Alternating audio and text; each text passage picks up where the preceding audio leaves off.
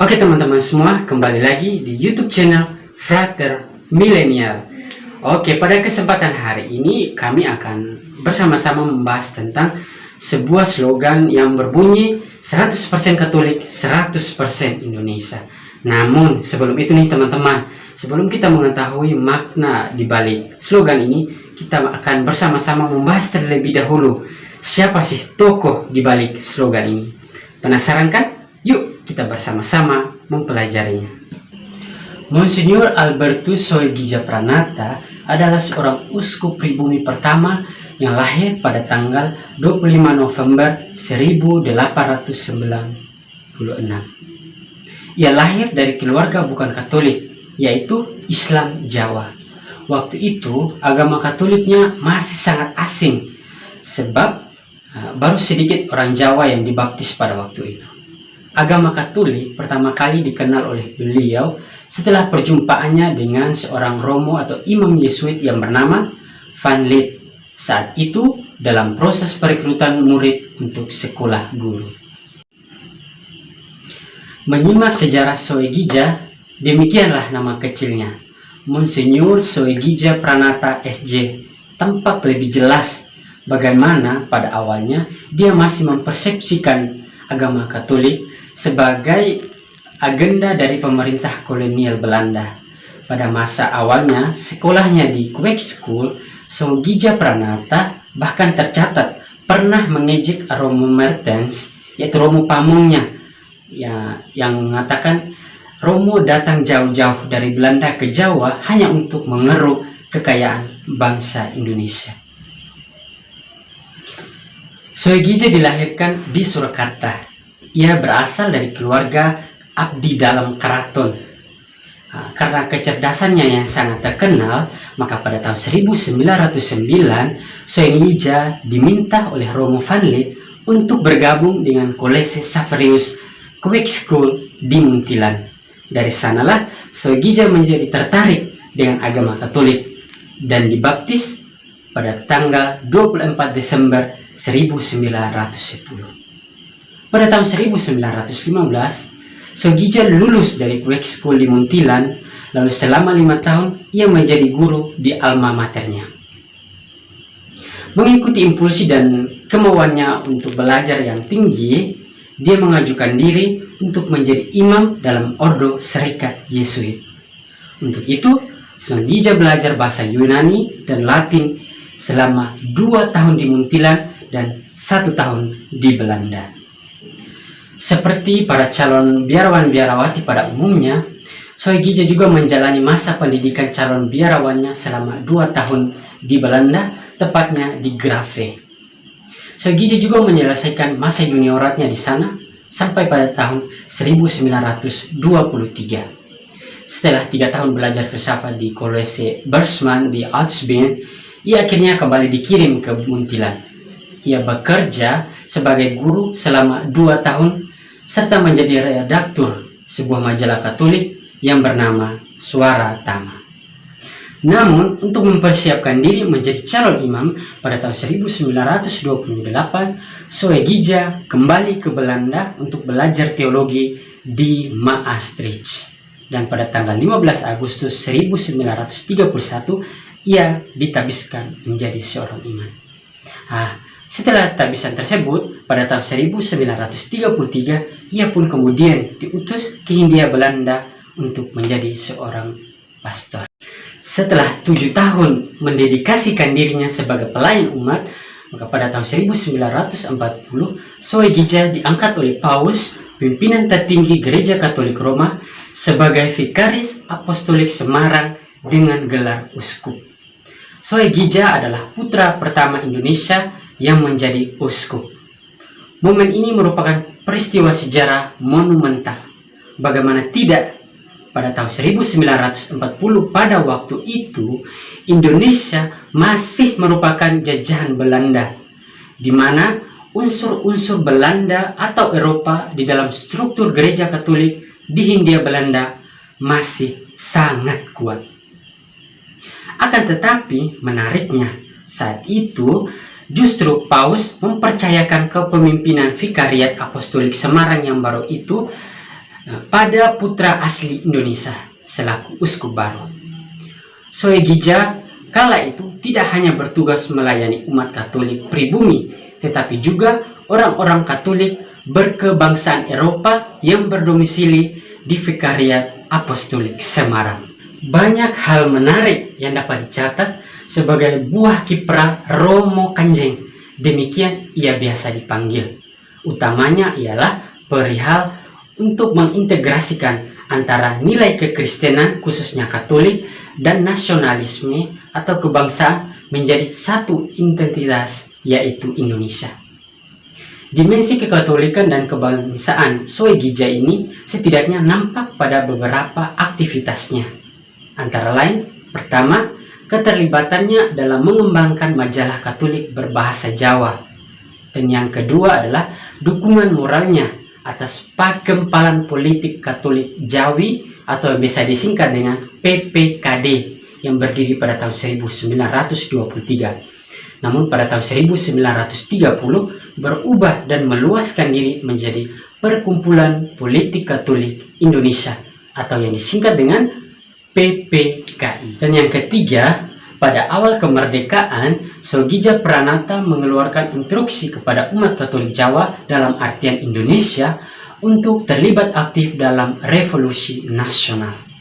Soegija Pranata sendiri secara simbolik juga memindahkan kantornya dari Semarang ke Yogyakarta seiring dengan perpindahan ibu kota Republik Indonesia ke kota tersebut.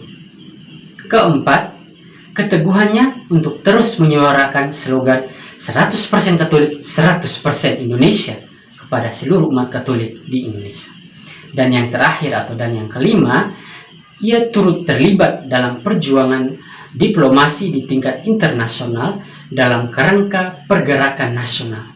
Sekalipun tentu bukan merupakan bentuk keterlibatan secara langsung sebagai juru bicara runding dalam forum Renville atau Linggarjati, misalnya, Soegija Pranata tercatat turut menggalang dukungan internasional bagi upaya pengakuan kemerdekaan Indonesia.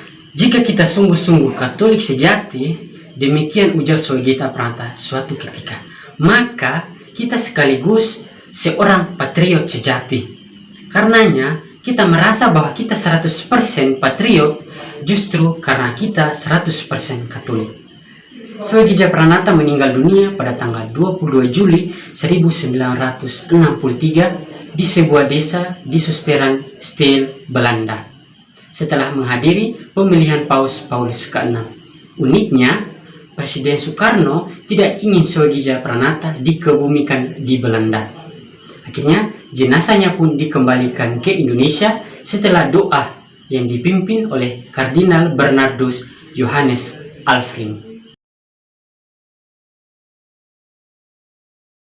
Seperti yang kita ketahui bersama bahwa slogan 100% Katolik, 100% Indonesia adalah hasil pemikiran dari Monsignor Albertus Soegija Pranata. Agar slogan ini tidak hanya kata-kata biasa, kita membutuhkan tindakan nyata atau konkret yang dilakukan untuk menghidupkan slogan tersebut. Untuk memahaminya lebih mendalam, maka pada bagian ini saya akan menjelaskannya. Monsignor Ignatius Suwario menulis tema-tema yang berkaitan dengan kekatolikan dan keindonesiaan kita dalam buku Catholic Way. Monsignor Hario dengan gamblang menggambarkan arti menjadi Katolik 100% dan Indonesia 100%. Idealnya, seorang warga Indonesia yang beragama Katolik justru karena imannya bergerak melibatkan diri dalam kegembiraan dan harapan, duka dan masyarakat Indonesia, khususnya yang kecil, lemah, tersingkir, dan difabel. Sikap yang ideal itu harus kita usahakan secara pribadi maupun bersama pada segala jenjang. Untuk mewujudkannya, kita perlu bekerja sama dengan semua pihak yang berkehendak baik untuk mewujudkan masyarakat yang semakin bermartabat, adil, dan sejahtera. Untuk itu, Ada berbagai cara dan praktik sederhana yang dapat kita lakukan demi mewujudkan slogan tersebut. Yang pertama, kita bisa meneladani para tokoh Katolik nasional di masa lalu, seperti Monsignor Albertus Soegija Pranata, I.J. Kasimo, Ignatius Slamet Riyadi, Agustinus Adi Sujipto, Yosafat Suedarso, dan tentunya masih banyak yang tidak dapat saya sebutkan. Yang kedua, partisipasi politik dan penegakan hukum. Usaha ini dapat dilakukan melalui FMKI, Forum Mahasiswa Katolik Indonesia, Forum Politik Katolik, dan lain sebagainya. Yang ketiga, di bidang kesenian, misalnya ada Forum Wartawan Katolik, Forum Seniwan-Seniwati Katolik yang berusaha menampilkan karya-karya budaya dan mengangkat kembali makna Pancasila yang sebagai dasar negara kita. Dan yang keempat, kebinekaan, NKRI, konstitusi, serta semangat cinta tanah air atau nasionalisme. Yang kelima, dalam pendidikan dan kesehatan, lembaga-lembaga Katolik di dua bidang itu pun selalu merefleksi diri serta berusaha mengkritisi pelaksanaan undang-undang yang kurang berpihak pada rakyat, relasi dengan tokoh-tokoh agama lain. Yang keenam, serta berbagai kerjasama nyata yang dilakukan oleh seksi Kerawang atau Kerasulan Awam dan seksi hubungan antar agama dan kepercayaan paroki, bahkan oleh Komisi Kepemudaan Keuskupan-Keuskupan. Yang ketujuh, secara pribadi dan bersama di lingkup kecil, misalnya RT, RW, kita berperan serta aktif dalam keprihatinan setempat. Kita pun bisa menulis kritik, saran yang membangun hidup bersama, melakukan media massa, atau bisa mengajukan judicial review terhadap undang-undang yang kita rasakan tidak adil. Pendek kata, kita melakukan kewajiban dan hak kita sebagai warga negara. Oke teman-teman semua, kita telah bersama-sama belajar mengetahui dan juga membahas tentang Monsignor Albertus Soegija Pranata dan slogannya yang berbunyi 100% Katolik, 100% Indonesia. Pesan-pesan yang bisa kita timba, kita petik dari pembahasan-pembahasan video kali ini ialah, sebagai umat Katolik yang baik, kita juga mesti menanamkan kecintaan yang besar terhadap negara kesatuan Republik Indonesia. Wujud kecintaan kita itu dapat nampak melalui, pertama, turut terlibat aktif dalam kegiatan hidup berpolitik yang baik dan benar. Yang kedua, mencintai perbedaan dengan membangun sikap menjaga toleransi hidup beragama. Untuk itu, atau dengan demikian, kita juga belajar untuk menghidupi semangat atau semboyan dari Bhinneka Tunggal Ika itu sendiri. Berbeda-beda namun tetap satu. Cukup sekian pembahasan video kali ini. Semoga semua pembahasan ini sumber manfaat untuk kita semua.